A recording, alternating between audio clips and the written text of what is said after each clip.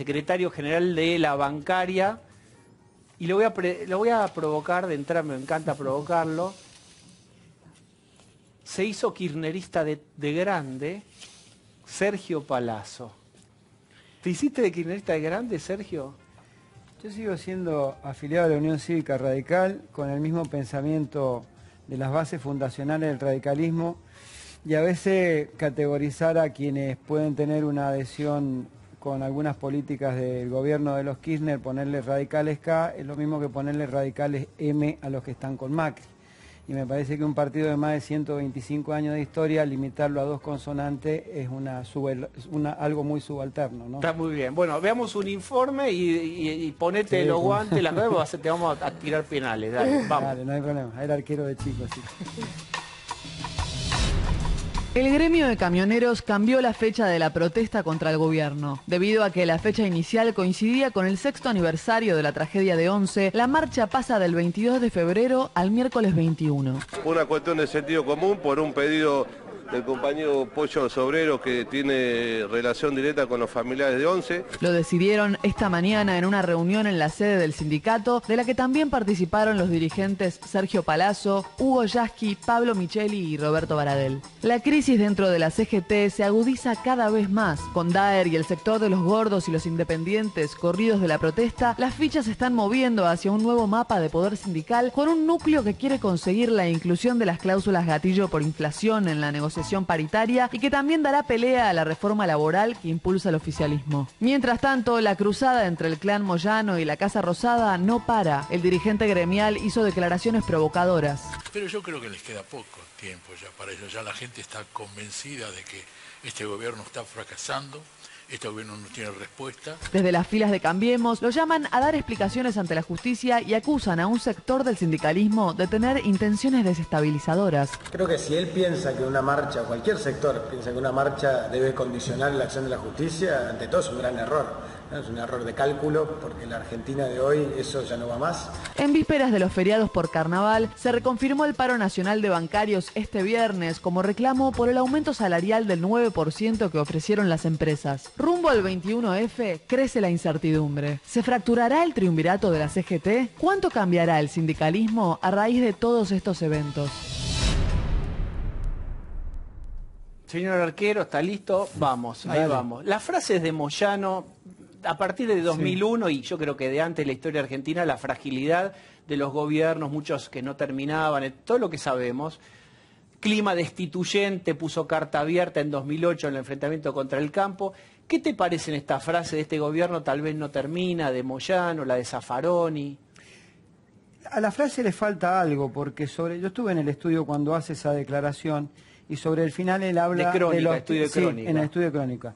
Y él habla en los tiempos democráticos. Yo hago una interpretación de la frase que ha transcurrido más de la mitad del mandato del presidente Macri, y habida cuenta de políticas que por lo menos algunos entendemos, no sé si seremos muchos, pocos, creo que cada vez somos más, eso sí, que no aciertan particularmente con temas vinculados a lo social.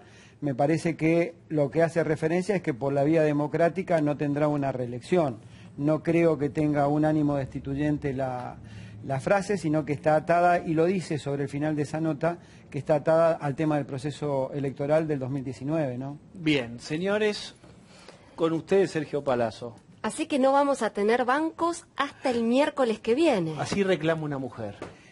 Yo me hago cargo de mis 24 horas de paro, el resto se lo dicen al gobierno nacional y al Parlamento, que es el que sanciona los feriados en la Argentina. Nosotros hemos hecho una medida de 24 horas, que es un día viernes, después de 60 días de estar sin convenio y sin acuerdo salarial, y de una propuesta que francamente es un poco provocativa, en un marco donde el propio gobierno reconoce una presunta inflación del 15% y en donde el relevamiento de expectativa de mercado que realiza el Banco Central el día 2 de febrero, en el propio informe del Banco Central, establece que la inflación presunta va a ser el 19,4.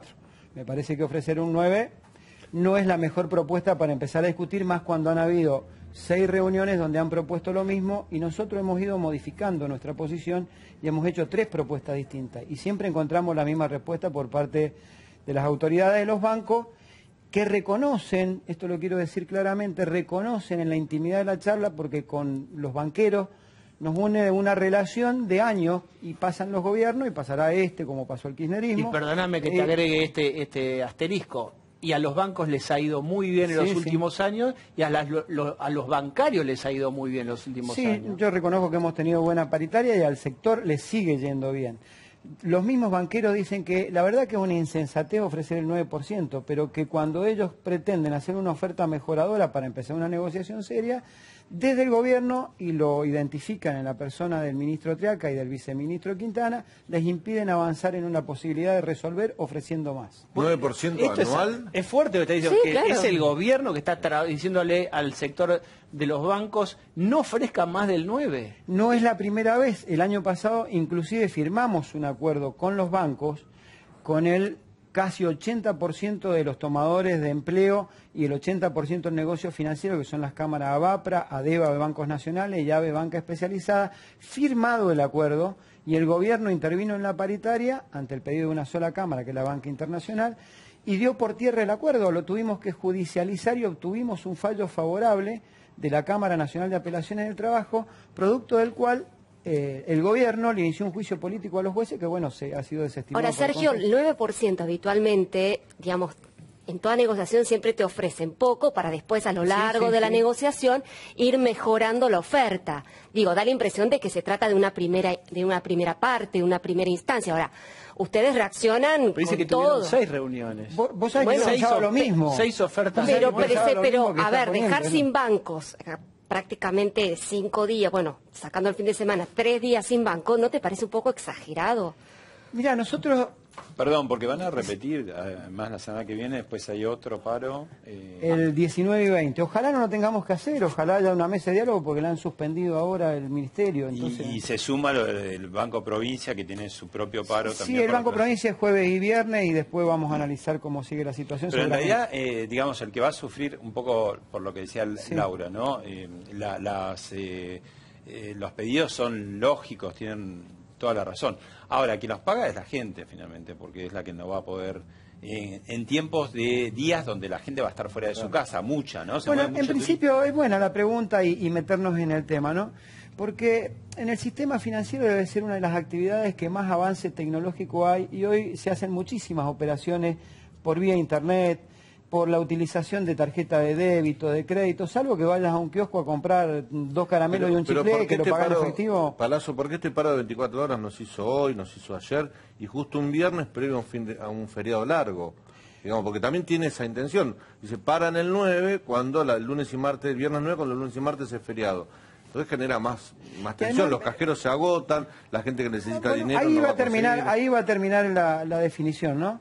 Los cajeros hoy tienen carga por 15 con relación a lo que era un año atrás por la emisión del billete de 1.000 y de 500 pesos. No deberíamos tener tanto pero no hay inconveniente. tanto de eso, Sergio, y si no paráramos, no el otro día tuvimos un lindo debate en este mismo canal por el mismo tema. Y si no paráramos, a ver, si la bancaria dice en vez del viernes es el jueves el paro o es el miércoles, ustedes le reclaman que van a tener 4 días sin banco, ¿quién es el responsable de que no haya plata en los cajeros entonces? Porque ahí no van a decir nada a nadie. Si nos lo dicen y nos imputan a nosotros la falta de dinero por un día de paro que se agrega a 4 días que no va a haber banco. Pero no, supongamos, lo hacemos el miércoles al paro. ¿Ustedes estarían hablando de que no van a tener plata los cajeros? No, ustedes estarían diciendo estalló el verano. A las playas están llenas, el fin de semana largo nos va fenómeno. Nadie haría ninguna objeción. Hay que decir que no tiene sentido ahí. Quiero hacerte una... Hace algunos días trascendió un dato, viste que en época de abundancia hay más laxo la mirada y la lupa, o hay menos lupa, y cuando ciclo económico de contracción se pone la lupa. Entonces decían, fíjense en realidad cómo hay un aporte compulsivo de todos al gremio bancario, digamos, como que el que no era afiliado siendo bancario tenía que poner plata igual para el gremio. ¿Cómo es eso? 2 cosas, te lo contesto brevemente porque nosotros no estamos discutiendo ese tema porque nos quieren llevar a discutir eso y no el aumento salarial. Yo prefiero discutir el aumento de los compañeros y esto ya lo resolverá el sindicato con las cámaras en su momento. Pero te lo contesto. Todas las organizaciones sindicales tienen un aporte de los no afiliados que está consagrado en el artículo 9 de la Ley 14.250 de negociación colectiva y está suscrito también en los pactos de libertad sindical de la OIT, que te establece que vos podés cobrar al no afiliado por la utilización del convenio y los beneficios de lo que vos obtenés para todos los trabajadores. Aunque no lo use. Sí, porque está cobrando un aumento salarial que surge de un acuerdo que hace el sindicato, y el sindicato se mueve con los fondos... El servicio de negociación. Claro, sería, está bien. El Ministerio lo ha denominado en esta cuestión de la resolución que sacó, que la verdad es un mamarracho jurídico que seguramente en la justicia se va a caer pronto, no muy pronto me parece. Ellos hablan de gestión de negocios. No es el mejor término para hablarlo en términos de temas laborales. Pero pues es como una gestión también, una gestión sí, se cobra por eso y eso está permitido por la OIT y está consagrado en el artículo 9 de la ley 1450. Se entiende lo que está planteando Palazzo, digamos que si vos sos bancario y no afiliado y tenés que aportar, esa cuota podría ser adjudicada. No pasa en solo la bancaria, en todos los sindicatos pasa. Todos tienen cuota y la nuestra debe ser la más baja. Nosotros tenemos un 1% de cuota en los términos del artículo 9 y un 2% de cuota de afiliación. Le veo a Capielo ojos de lince. ¿Tiene algo? No, me quedé muy impresionado con el argumento. Si hubiéramos hecho el paro el miércoles, todo el mundo estaría hablando de la playa y no estaría hablando del paro bancario. Pero ustedes están dejando adrede sin plata a los cajeros para que se hable del paro. No, nosotros estamos tomando una medida de fuerza en donde se votó que fuera el día 9. No somos ingenuos y sabemos que tiene pegado 2 días y 2 días de feriado. Y lo hicimos, si nosotros hubiéramos querido tener mala fe en la medida, es una medida contundente, esto sí lo acepto. Pero si hubiéramos querido tener mala fe, dañar, el poder de fuego, para denominarlo vulgarmente de alguna forma, que tiene la bancaria, es en el mes de diciembre. Y nuestro convenio terminó en el mes de diciembre. Nosotros podríamos haber hecho un montón de medidas de fuerza en diciembre, inclusive mejora nuestra posición negociadora la fortaleza de los paros en diciembre. ¿Sabes por qué no lo hicimos? Primero porque interpretamos el caro sentimiento religioso del argentino con las fiestas y no es prudente que nosotros tomáramos que hemos tenido paritarias buenas, tenemos sueldos razonables, perjudicar a trabajadores, a jubilados que tienen una situación más complicada que la nuestra. Y ya diciembre tiene bastante lío por sí mismo, ¿no? Y iba a eso. Y además, cada vez que haces algo en diciembre, se tilda, generalmente, se le pone una lupa distinta. Es como que buscas algún tipo de conflicto desestabilizante. Entonces, con un acto de responsabilidad, no lo hicimos cuando teníamos el poder de fuego. Esperamos enero. En enero, te cuento, los primeros 15 días no hubieron audiencia. Creo que hubo una el 2 de enero o el 3 de enero.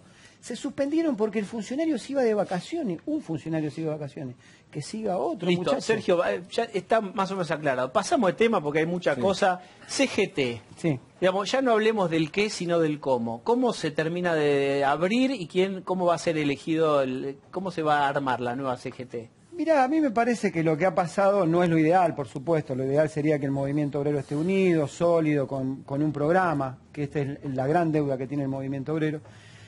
Y lo que ha pasado es poner en superficie algo que todos sabíamos que estaba pasando. Mirá, ¿no? Lo que estaba pasando, lo mismo que decís vos, Pablo Moyano. Escuchen, El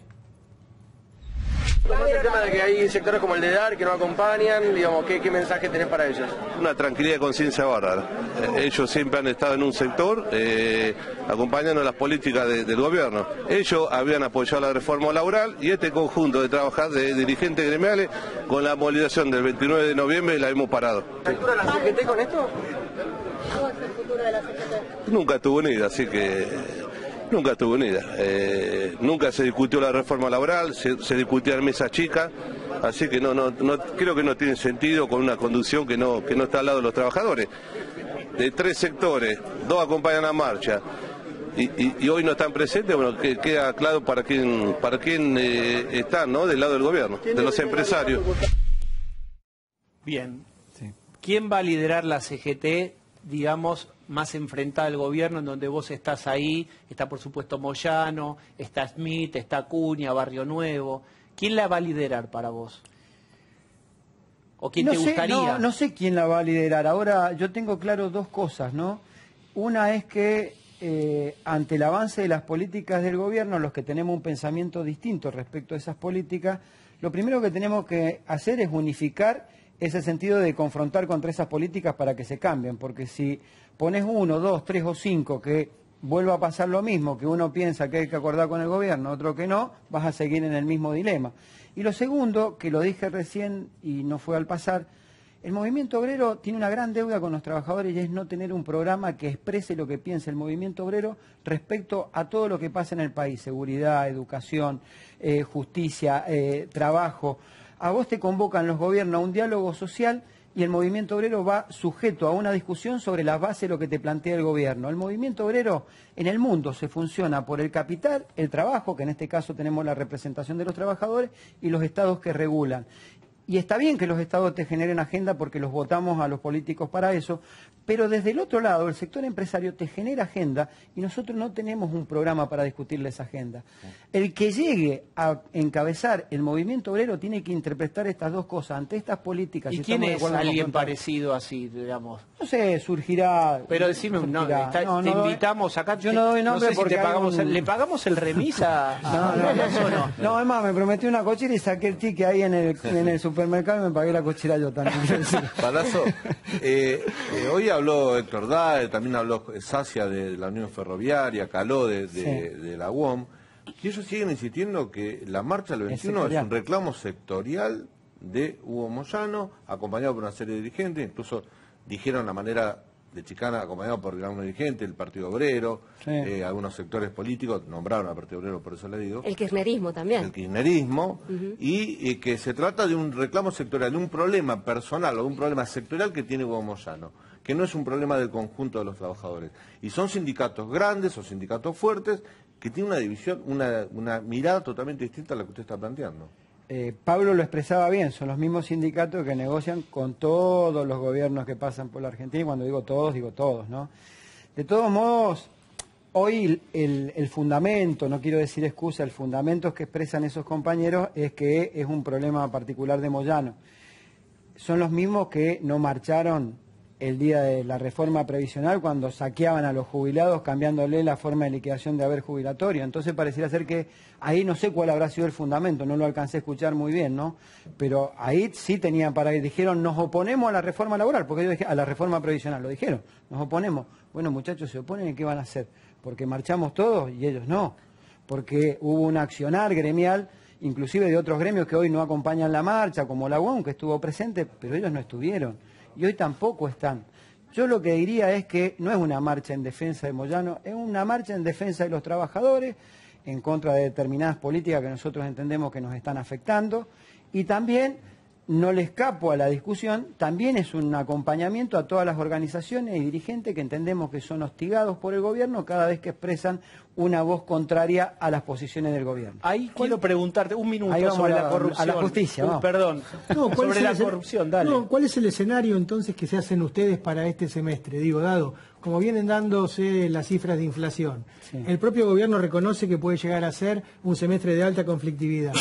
¿Qué escenario se plantean ustedes? ¿Cuál es el plan de ustedes para este Un escenario de conflictividad, porque un gobierno que juega tan fuerte en las paritarias, queriendo condicionarlas. Inclusive, fíjate, en la irracionalidad de plantear el no a la cláusula gatillo como una política de Estado, cuando en realidad la paritaria es entre dos partes privadas que se juntan con una tutela del Ministerio de Trabajo para equilibrar y que no se desmadren los conflictos. Pero, por ejemplo, los servicios tienen cláusula gatillo, es un mix de dólar e inflación. Las NAFTA tienen una cláusula gatillo, es un mix del barril de petróleo y de la inflación, o del dólar, no me acuerdo cuál era, y de la inflación y del barril del petróleo. Los créditos hipotecarios tienen una cláusula gatillo, están ajustados a la inflación. Y resulta ser que los salarios, si le pones cláusula gatillo, son inflacionarios. Entonces el problema de este gobierno no es la cláusula gatillo, son los salarios. Son los salarios. Está claro. De todos modos, yo te quiero decir que ese techo de 15 ya lo disolvieron, ya lo flexibilizaron, están flexibilizando también la cláusula gatillo. La reforma laboral ha sido completamente metida en una licuadora y solo se habla de la moratoria, de los que están digamos, blanqueo. ¿Cuál es el escenario tan catastrófico como de esta? Vienen con la reforma brasileña, digamos, ¿por qué con los brazos tan defendiéndose si la verdad que en la práctica no hay una reforma laboral que venga por las grandes conquistas? Bueno, en principio sí, se ha ido ese proyecto cayendo a partir del rechazo que no solo es de la organización y los dirigentes. Leía en importantes diarios estos días, que son bastante afines al gobierno, que hay una encuesta que establece que creo que el 8% de la sociedad cree que es beneficiosa la reforma laboral. Me parece que sí, que golpeaba en la médula del derecho laboral protectorio argentino, particularmente cuando vos tenías que hacer o tenías una renuncia a un beneficio de un convenio mayor con la sola presencia y firma ante el Ministerio de Trabajo, y vos renunciabas a tus condiciones mejoradas de trabajo en algún convenio individual que tenías. Eso da por tierra con legislación protectoria. También, pero ya cayó ese proyecto de reforma laboral. Bueno, ha caído el proyecto de reforma laboral, digo, sí, claro. Si ya no está en discusión, ya no está en debate, entonces no es un punto de conflicto. Bueno, pero el gobierno dice que lo iba a reeditar, después dijo que lo iba a mandar por partes. El presidente Mauricio Macri habló la semana pasada, y habló específicamente de la cuestión gremial, la reforma laboral y de las paritarias, sí, y dijo exactamente lo que decía usted: las paritarias se tienen que negociar sector por sector, los aumentos tienen que estar dados de acuerdo a las posibilidades que tenga cada sector, los gremios tendrán que entender en qué mesa se sientan, en qué mesa van a acordar, porque tienen que ver la posibilidad que tiene el sector. Y cuando le preguntaron por la cláusula gatillo, dijo, no está vedada, puede ser esta cláusula, puede ser otro tipo de artículo. ¿Y entonces? Que yo no le creo absolutamente nada. Es el mismo presidente que dijo que los trabajadores no íbamos a pagar ganancias y seguimos pagando ganancias, el mismo presidente que dijo tantas cosas que... Entonces, ¿que no le creen? Yo no le creo al presidente, claro que no le creo, porque tengo la experiencia en carne propia. Los propios empresarios de mi sector me dicen que es una irracionalidad ofrecernos el 9, pero que el ministro Triaca y el viceministro Quintana les impiden mejorar la propuesta. ¿Cuál sería el piso? ¿Cuál sería el piso? Mira, yo doy 3 opciones, porque nosotros hemos ido cambiando nuestra propuesta y la quiero decir. Cuando el gobierno lanza esta idea de no cláusula gatillo en los acuerdos, nosotros dijimos el único dato de inflación real es la inflación pasada, 24,8. Y a su vez es concordante con el margen de error que tiene este gobierno cada vez que habla de inflación. El primer año dijeron de 20 a 25 y fue 41, margen de error 83%. El segundo año dijeron del 12 al 17, promedio 14,5, 24,8 la inflación, margen de error 70. Si te volvés a equivocar por lo mismo, nos sigue dando. O sea que el piso debería ser el 20 y pico %. Si fuera sin cláusula gatillo, es el único dato económico que nosotros podemos discutir. Segunda opción que le dimos, antes inclusive de saber lo que publicó el Banco Central del 19,4, con cláusula gatillo, un acuerdo similar al que firmó Bancaria el año pasado, 19,5 con cláusula gatillo. Y la tercera opción, a todos nos contestaban el 9%. Y la tercera opción que nosotros aportamos en la reunión fue, hemos construido esta canasta bancaria de servicios y productos que consume un trabajador bancario, hace 2 años la medimos en materia inflacionaria y le acompañamos nuestras mediciones para evitar cualquier suspicacia. Digo que tenemos solamente 2 puntos de diferencia con lo que marcaba el gobierno, final como inflación. Y le dijimos, analícenla, díganos porque los números de inflación son más o menos parecidos, díganos si le parece bien que esta es la canasta de consumo bancaria, y discutimos sobre esto y cómo mantenemos el poder. Nos contestaron 9%. ¿Anual? Bien. Es anual, y también lo quiero aclarar porque esto no quiero aparecer como que estoy guardando información. Ellos nos ofrecen un 9 que puede tener un ajuste por inflación a trimestre vencido. ¿Y por qué decimos que perdimos poder adquisitivo nosotros? Porque nosotros siempre hemos arreglado, por las características de nuestra actividad y la alta rentabilidad que tiene, en un solo pago. Quiere decir que si fuera el 19,4, que es la inflación que ellos proyectan, nosotros lo multiplicamos por 12 meses. Ese incremento salarial. Cuando te ofrecen el 9, ya tenés una diferencia. La vas sumando y le sumás 2 cosas que ellos no quieren pagar este año, que son parte del acuerdo. Uno es un bono de enero y otro una parte del día del bancario que está sujeto a coeficiente, y nosotros nos da, pero al milímetro, 63.000 pesos de diferencia en un sueldo promedio y 35.000 pesos de diferencia en un sueldo inicial. Sumás los 12 meses de pérdida de haber acordado en un pago o así fraccionado y te va a dar ese número. Y ese número no lo han podido contrastar al día de hoy, que es una pérdida del poder adquisitivo del salario en el año. Terminás el año y sí vas a quedar equiparado con la inflación el trimestre siguiente del año que viene. Hay una claridad en que para Sergio y para un sector del sindicalismo el gobierno es un adversario, evidentemente no le creen al plan económico y eso los va aglutinando. Yo lo que quiero preguntarte es, digamos, nos une el espanto, decís vos. Bueno, esto lo decís vos. No, nos une el espanto de lo que hace el gobierno. Eso lo dirá. Pero yo quería, digamos, vos fuiste opositora, Cristina, sí, fuertemente. 15 paros hicimos nosotros. Le hiciste paros a Cristina, digamos, basta hacer un poco de Google para ver dónde estaba Palazzo ahí parado. pero de repente te llamaron por teléfono al Instituto Patria. No, nunca fue el Instituto Patria en aquel entonces, sí después lo he conocido en el Instituto Pero Patria. lo que te quiero decir, ¿es un ruido para ustedes, digamos, las acusaciones de corrupción a Cristina? Concretamente, suponete, Chicone y Lázaro Báez, ¿te incomoda aproximarte o marchar o armar o pensar a futuro un espacio político donde hay acusaciones tan fuertes de corrupción? Mira, yo soy muy respetuoso de la justicia y trato de no emitir opinión, prejuzgar o formarme preconceptos si la justicia no ha actuado definitivamente en una causa. Porque bajo ese pensamiento yo debería pensar muy mal del presidente porque su hermano blanqueó 600 millones de pesos y debería preguntarme dónde los tenía escondidos y si realmente había pagado impuestos. Entonces, que la justicia resuelva y a partir de ahí veremos. Yo en la justicia también hago una salvedad. Creo en la justicia, sé que también hay un grupo de jueces que a veces, no sé si deshonra a la justicia, pero actúa en consonancia con los intereses políticos de los gobiernos de turno, sea este o el que pasó. Y ahí está el experto en temas judiciales que sabrá cómo son los pasillos de Comodoro Pi. ¿Ves como un problema la corrupción Mientras no haya un fallo, no, porque yo soy muy respetuoso de los principios constitucionales, particularmente aquel que diga que todo ciudadano es inocente hasta que se demuestre lo contrario, porque si no estaría invirtiendo la prueba y estaría generando desde una opinión que puedo emitir como una persona que tiene algún nivel de exposición pública, sí, estaría generando una cacería innecesaria detrás de la que van todos después.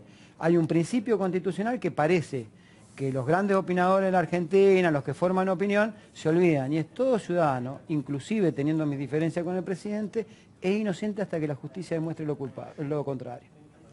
Bien, en un ratito seguiremos charlando. Te queda Sergio Palazzo.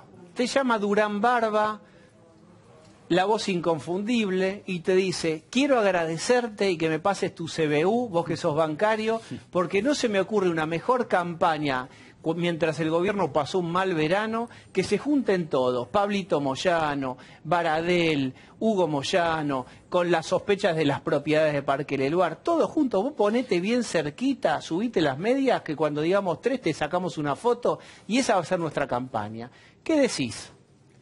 Y que a lo mejor les sale mal, porque la foto no es de los 3, 4, 5 que estemos en un escenario, la foto es de la cantidad de argentinos que van a marchar, y si son muchos y eso se potencia en el tiempo, a lo mejor les sale mal la foto. Pero no va a haber movilización del transporte. Digo, el hecho de que no se movilicen los gremios del transporte, a ustedes le quitan impacto. Tiene un impacto simbólico por lo que significa el transporte, pero más impacto tiene cuando hay una medida de fuerza que en una marcha, porque a lo mejor en una marcha, si estuvieran plegados a la marcha, por ahí te falta transporte y no tenés toda la cantidad de gente también, es como se mire, ¿no? Igual hay algo virtual en la marcha. Ahora, discúlpenme, ¿no? yo estoy absorto con lo que acabo de escuchar de ustedes, ¿eh? Porque hemos hablado, yo lo he escuchado muy atentamente, la naturalidad con la que él dijo que Angelici, que no es nadie en el gobierno, pone y saca bolillas negras, y que vos digas que una fiscal renuncia por las presiones del ministro. Pensé que estas cosas no iban a pasar en la Argentina. Sí.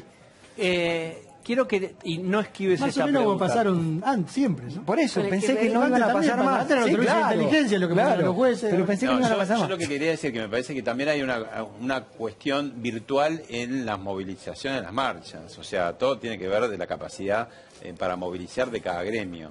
Digo, sí. El 17 de octubre del 45 espontáneo ya somos grandes, siglo XXI, mucho no se da, me parece. No sé. Sí, no, si uno se plantea marchas espontáneas, no existen en la Argentina, ni siquiera las que convocan mostrando la tarjeta SUBE diciendo a mí no me pagan el choripán y van un sábado a la tarde a la Plaza de Mayo. Ninguna marcha es espontánea en la Argentina. Esto es así. Lo que hay es más o menos gente en función de cuestiones políticas y en función también de mucha gente que va suelta, es decir, que no tiene organización y que decide ir porque entiende que tiene que estar presente. Va a ser, yo creo, una marcha grande. El gobierno está acostumbrado a marchas grandes en contra y no darle mucha trascendencia. Yo creo que le da más trascendencia a la caída muy abrupta que ha tenido desde diciembre, diríamos, a la fecha de casi 10 puntos en la consideración pública y que no la remonta. Entonces, bueno, siempre es bueno tener a alguien de quien acusar de corrupción, más allá que no comparto la corrupción y más allá que me parece que el que cometió un delito tiene que ir preso. Pero algún día se le van a acabar los presos y las investigaciones y van a tener que explicar qué están haciendo con la economía, con el trabajo, con todo lo que está pasando. Sergio, el 17 de febrero, 4 días antes de la marcha que realizan ustedes, va a haber una marcha que están organizando en las redes sociales, la sociedad civil a favor del gobierno y contra las mafias. Hay una serie de consignas que apuntan a la imagen que tiene la dirigencia sindical argentina. Sí, lo primero que quiero decir es que soy absolutamente consciente del rechazo mayoritario que genera en la sociedad argentina la imagen de los dirigentes sindicales y tenemos mucho que hacernos autocrítica nosotros porque eso pasa por diversos motivos, entre ellos errores propios, también una profundización de los errores cuando se trata de dirigentes sindicales articulada por los factores de poder y gente que se exprese a favor del gobierno a mí no me parece mal, así como lo único que pido es el mismo trato de los medios y de los funcionarios públicos, porque cuando marchamos nosotros la gente va por el choripán y el vino. Nosotros podríamos decir que van por el rol de yusi y el champán, que son los que se movilizan a favor del gobierno. Sin embargo, a mí me parece que ni una cosa ni la otra. Respeto por el que se moviliza en contra y respeto por el que se moviliza a favor. Quiero que no esquives esta pregunta y me des un nombre. Intuyo que Duhovne no te gusta, que Sturzenegger, que el equipo económico. ¿A quién te gustaría a vos ver en economía? Dame un nombre real. Porque, digamos, ¿de este gobierno? No. Agarra la guía telefónica, como se decía. Alguien de tu espacio, del peronismo. Sí, mira, ya vemos lo que a Palazzo no le gusta. Que diga Palazzo lo que él pondría. Había un economista muy bueno que es el autor de algo que levanta Carrió y que lo implementó el kirchnerismo. Lobolo se llamaba, era el economista de Carrió en el 2002. Sí. Ese era un muy buen economista. Rubén Lobolo. ¿Ese te gustaría? Sí. Bien. No está más con Carrió. No, hace mucho que no está con Carrió. Pero ese era un muy buen economista que estudiaba mucho el tema de la economía vinculado al tema social. Ese es muy buen economista. Y ahora dame un candidato presidencial que a vos no te espantaría. Porque vos estabas cerca de Scioli, me parece, a lo último. No, nosotros cuando quedó el balotaje definido entre Macri y Scioli decidimos con una frase que fue categórica y el tiempo lamentablemente nos dio la razón. Preferimos seguir discutiendo impuestos a la ganancia con Scioli y no discutir despidos con Macri. Esa fue la consigna y por eso lo acompañamos en el final. ¿Y ahora quién podría ser? Scioli parece que está fuera en el Gran Hermano. Hoy si me preguntás yo no tengo candidato de ningún partido para presidente. ¿Cristina podría ser nuevamente? ¿Podría volver Cristina? ¿La apoyaría si te dice Sergio? No sé si podría ser, lo primero que tiene que reconstruirse y darse cuenta, y pido disculpas a los peronistas porque yo no lo soy, que me meten en su partido, lo que se tienen que dar cuenta es que este gobierno vino por el peronismo, no vino por otra cosa. Primero le pegó en la línea de flotación a la juventud del peronismo que se incorpora a la política después de que se vayan todos a través de Néstor y Cristina Kirchner. ¿Pero qué por eso el ataque al kirchnerismo? Ahora viene por las organizaciones sindicales que son las que pueden articular la protesta social, porque en el fondo van por el peronismo, porque debo reconocerle a ellos que son el partido mayoritario que tiene capacidad efectiva de confrontar con las políticas de un gobierno de poder como es este gobierno de poder. Me deja servido lo que todo el mundo en la casa que no sea muy amante del peronismo piensa y es, pero hay tantos años, 30 y pico % de inflación, criminalidad, narcotráfico, ¿de qué efectividad? ¿Viste el mito de la efectividad peronista?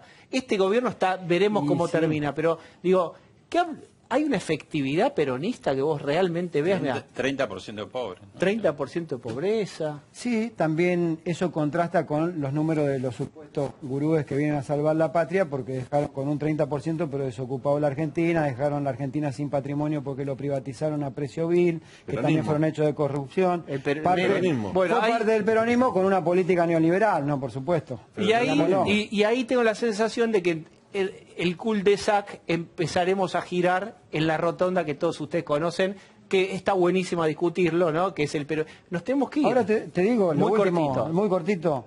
Para mí, el funcionamiento de la Argentina con el bipartidismo ya no existe como alternancia en el poder. Y hoy tenés peronistas radicales y de distintos partidos que por conveniencia, oportunidad o por lo que sea lo acompañan a Macri, peronistas radicales que estamos en contra de ese proceso.